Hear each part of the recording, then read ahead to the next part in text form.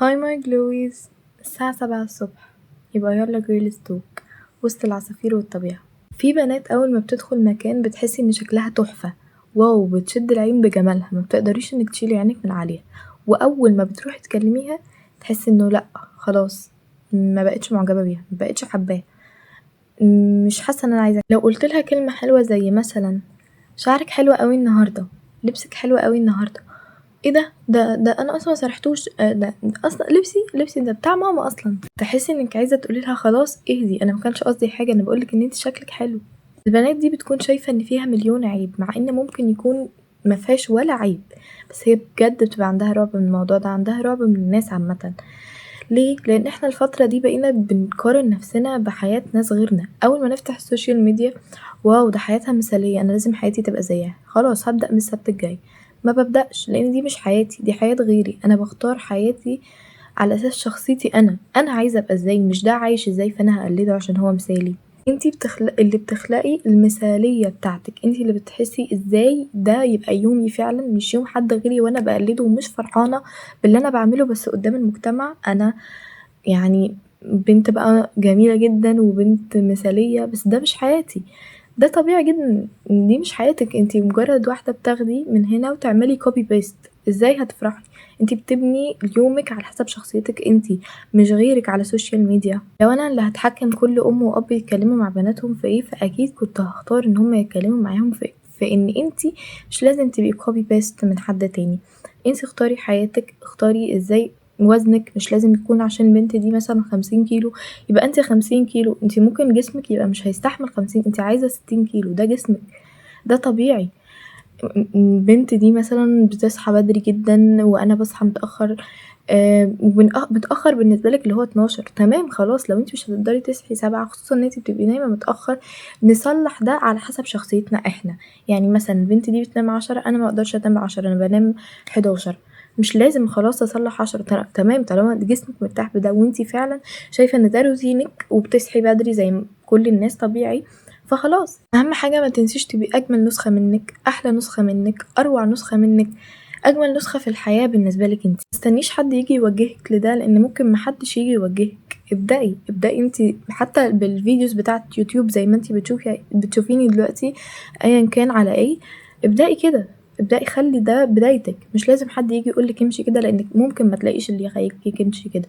دايما اتعودي انك تبقي لوحدك في حاجات. انا عارفة ان احنا صعب علينا ان احنا نبقى لوحدنا من غير صحابنا او كده، مش بقولك ابعدي عنهم، خليكي اجتماعية، بس مثلا نزلتي مرة سينما مع صحابك، انزلي مرة سينما لوحدك، عشان لو صاحبتك فعلا دي خلاص بعدتي عنها، ما تحسيش ان انت عايزة حد او ناقصك حد.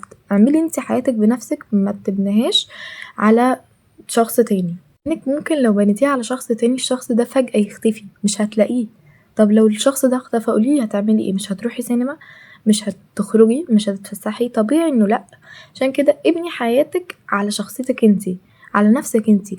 انا ممكن عادي اروح السينما لوحدي، وممكن عادي اروح السينما مع حد، يعني مش لازم ان انا اروح السينما مع حد، لان لو الحد ده بعد، ايه هتحبسي نفسك في البيت؟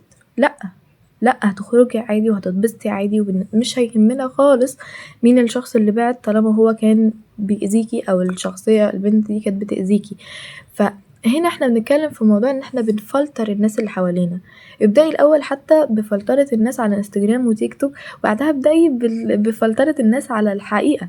بجد بكلمك بجد، ان انتي لما تفلتري الناس وتعرفي بجد مين الناس اللي بتحبيهم، حتى على المواقع بس كده، ان انتي بس بتجربي، لما تيجي تشوفيهم في الحقيقة، الشخص ده الشخصية دي اذتني بجد، اذتني بجد، خلاص مش لازم تبقى انتي هي، مش لازم تبقى انتي معاها. انتي هنا بقى بتبعدي عنها، بتعرفي تخرجي سينما لوحدك، وده جزء كبير جدا من ان انتي تبقي الشخصية المثالية ليكي انتي. كمان بقى ان رأي الناس مش مهم تماما تماما تماما تماما في اي حاجة. يعني مثلا انتي طالعلك حباية النهاردة، شكلك وحش، لا شكرا، انا شكلي عاجبني النهارده وشكلي دايما حلو، ردي انتي باللي يجي في دماغك. يعني انا دلوقتي رديت باللي يجي في دماغي، شفتي اتلجلجت لي ازاي، بس رديت ورديت على الشخص اللي ضايقني، عشان الشخص اللي بيرميلك رأي ده لو رمالك رأي هيكمل حياته عادي، ولا هيفرق معاه مين بيقول ايه لمين، وهيكمل حياته عادي. بس انتي هتفضلي تفكري في الكلمة، والمفروض هتجيلك تأنيب، طب المفروض كنت ارد عليه بكذا وكذا وكذا. خدي بالك من كلامك كنتي بتردي عليه عشان ما تبقيش شخص وقح. انا مش بقولك خليكي شخص يعني مغرور وكده، انا بقولك خليكي شخص ليكي حدود مع كل الناس، خصوصا لو الحد ده مش قريب منك. وفرقي ما بين النصيحة والتريقة، ده مهم جدا. فرقي ما بين النصيحة والتريقة، لان النصيحة هو فعلا حد عايزك تبقي كويسة، فانتي بتردي عليه بطريقة برضو كويسة. ولو حد فعلا بيتريق فانتي بتردي عليه بطريقة تانية وباحترام، وفعلا بكلامك اللي انتي ممكن تردي عليه بأي حد، هو باحترام عادي، بس بتعرفيه حدوده، بتعرفيه انه مش من حقه او مش من حقها تتكلم معاكي كده. ف كل واحد بيعرف حدوده، حتى لو الشخص ده قريب منك. فاهمي ان انا ما بحبش الكلام ده، ما بحبش حد يضايقني الا لو كان فعلا نصيحة. يعني لو في فرق ما بين بشرتك وحشة قوي النهاردة، وفي فرق ما بين بشرتك تحفة بس انتي طالعلك حباية ممكن تستخدمي البامبل باتش، في فرق كبير ما بين ده وده.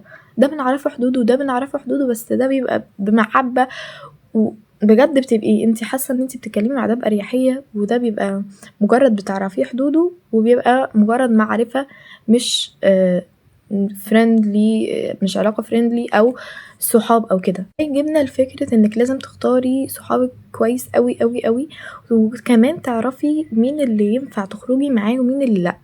تعرفيهم ان ما ينفعش اي حد تخرجي معاه، مش اي حد تقعدي معاه، مش اي حد تبقي صاحبته، لا. مش اي بنت معدية ما تعرفيش هي كويسة ولا لا، تأذيكي في المستقبل ولا لا، تقومي قايله ان دي صاحبتي، لا.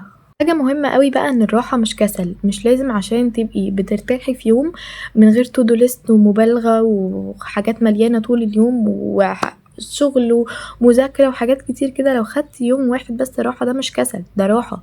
راحة، وفي فرق ما بين الراحة والكسل. انتي بتاخدي يوم ترتاحي فيه من كل الحاجات اللي بتعمليها طول الاسبوع، ده مش كسل. انتي كده بالعكس، انتي كده بنت مثالية جدا، عادي جدا. مش لازم عشان تبقي بنت مثالية تبقي كل يوم تو دو ليست شغل مذاكره. انا لا خالص، انت طبيعي جدا انك تاخدي يوم واحد راحه. يعني حتى لو تقدري تاخدي تطلعي مع صحابك، تخرجي مع صحابك، او لو عايزه تاخدي اليوم ده راحه ليكي انت لنفسك كله، من غير اي حاجه، من غير حتى ما تبقي سيلف كير وكده، لا انت عايزه بس تقعدي في السرير، ده طبيعي.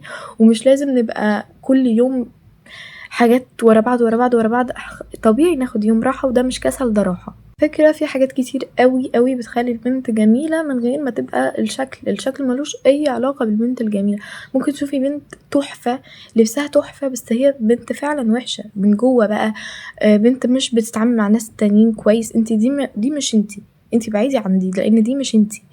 فايه اكتر حاجة بتخلي البنت فعلا جميلة؟ ان انتي ما تحاوليش تبقي نسخة من حد تاني، تبقي انتي عجبك البنت دي يبقى انتي زيها، لا لا لا لا لا. انتي زي ما قلنا انتي بتبقي البنت المثالية على حياتك انتي. بطلوا مقارنة وخوف من المجتمع، الموضوع ده هيفرق معاكوا جدا جدا جدا. لازم كل حاجة تحصل، حتى لو انتي كنتي مخططة لها وحصلت حاجة تانية، تبقى كده اليوم باظ، لا. يعني مثلا انتي كنتي مسافرة الغردقة، حصل حاجة ومسافرتيش الغردقة، والباص اللي كنتي مسافرة بيه عمل حادثة، سبحان الله، وتاني يوم سافرتي شرم. طب انتي الحمد لله، ما تزعليش بقى خلاص. يعني فاهمه الموضوع هنا؟ انا مش بتكلم على الغردقه والشرم، بتكلم عن في اليوم عموما. انتي كنتي عايزه تعملي عصير في الخلاط بس انتي ما عملتيش، وجه حد تاني فعمل في وشه، فانتي كده كل مره بت ربنا بينجدك من حاجه، فاهمه؟ فمش لازم نزعل على حاجه كنا كاتبينها في التو دو ليست عايزين نعملها وما اتعملتش، واتعمل حاجه احسن منها. وفي الاخر عايزه اقول لاي بنت بتشوف الفيديو ده، لو حاسه انك متاخره فانتي مش متاخره، لو حاسه انك مش كفايه فانتي كفايه وكفايه قوي كمان. حاسه ان كل الناس بتعمل بقى الحاجات اللي مخططه لها بقى في الفيجن بورد وكده، وانتي لا. فصدقيني ده احساس عادي بيحصل في السنه، وهتكملي عادي. ومش لازم الحاجات اللي عاملاها في الفيجن بورد تمشي عليها كده، عادي. خدي وقتك، اهتمي بنفسك، واستمتعي بالرحلة بدل ما تفضلي واقفة بتتفرجي. وما تستنيش توصلي من غير ما انتي تكوني بتسعي، اسعي وكل حاجة هتبقى زي الفل. وافتكري دايما انك مش محتاجة تبقي مثالية عشان تبقي مميزة، انتي مميزة من غير ما تبقي البنت اللي ماشية على السطر. عادي، كلنا بنغلط وكلنا بنطلع برا السطر وبنرجع له، بس كده. باي ماي جلويز.